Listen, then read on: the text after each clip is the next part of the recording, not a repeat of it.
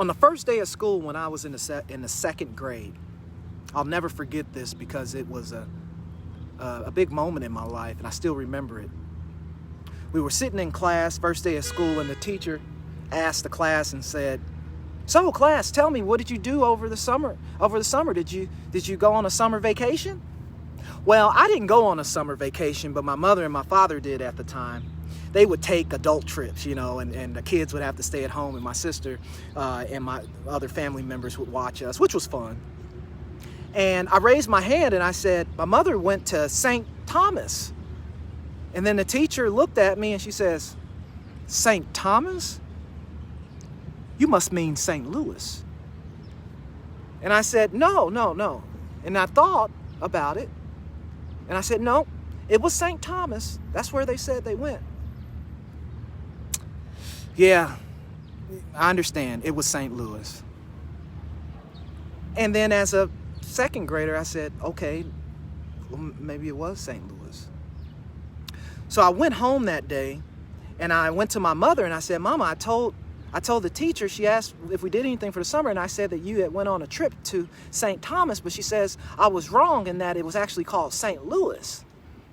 And then my mother grinned and she said, "No, son, it was St. Thomas." And she pulled out the pictures and they had a cruise and they were on the beach. And I knew enough to know in the second grade that there was no beach in St. Louis. That was my first memory of going outside of myself for information. How many times has this world demonstrated to you information that was not syncing well with what you knew authentically? So many times in life, for all of us, we have authority that we have to answer to that takes our power away. How many people out there right now can remember a similar story like this, where you knew what the true answer was, but the matrix was there to convince you otherwise? And that's part of the reason why I'm making these videos, because it's time for us to come back home to our knowing, to our wholeness, and to our completeness. And the teacher was just being a teacher. She thought that she was educating this young man on the differences between a place that actually existed and a place that didn't exist. Bless her heart. But we all have an inner knowing. We all have an inner guidance system that leads us to exactly where we need to be.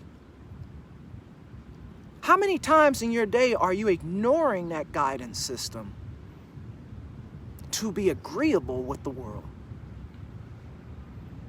In my own life, I've stepped into my own authenticity. I've stepped into my own voice. I've stepped into my own knowing.